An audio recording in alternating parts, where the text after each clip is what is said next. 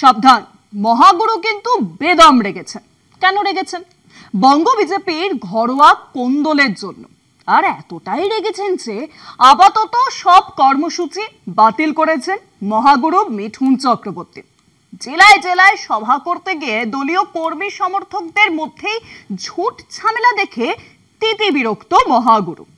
ফলে এখন কিছুটা হলেও নিজেকে জেলা বা নিচু তলার কর্মী সমর্থকদের কাছ থেকে দূরে রাখছেন বিজেপির জাতীয় কর্ম সমিতির সদস্য মিঠুন চক্রবর্তী। এখন মিঠুনদা নাচুন না বললেও কোনো লাভ হবে না। বঙ্গ বিজেপির হাল ধরতে এগিয়ে এসে লড়ার কথা বলেছিলেন মহাগুরু মিঠুন চক্রবর্তী। এবার রাজ্যে দলের ভেতর অন্তর্কলহ দেখে বিরক্ত অভিনেতা। দলের কর্মীদের গোষ্ঠীকন্দল ঝগড়া দেখে জেলায় জেলায় দলীয় কর্মসূচি এড়াচ্ছেন মিঠুন। সম্প্রতি বুথ স্তরে দলের কাজ দেখার ঘোষণা করেন বিজেপির সর্বভারতীয় কর্মসমিতির সদস্য মিঠুন। বেশ কয়েকটি সাংগঠনিক জেলাতেও বৈঠক করেন তিনি, কিন্তু সেই সব বৈঠক আসলে দলীয় নেতা কর্মীদের কার্যত দোষারোপের জায়গা হয়ে দাঁড়ায়। এমনকি মিঠুনের সামনেই পরিস্থিতি জটিল হয়ে ওঠে। ফলে এখন জেলা স্তর বা তার নিচু স্তরের কর্মীদের সঙ্গে বৈঠকে না বলতে শুরু করেছেন মিঠুন।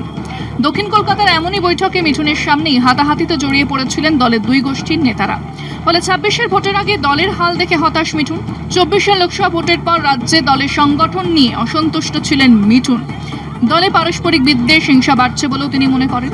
২০২১ সালে বিজেপিতে যোগ দেন মিঠুন। বিধানসভা ভোটের আগে রাজ্য জুড়ে দলের হয়ে পদযাত্রা করেন, কিন্তু কোনো প্রভাব পড়েনি। বিজেপির আসন সংখ্যা সেবার ৭৭-এ থেমে যায়।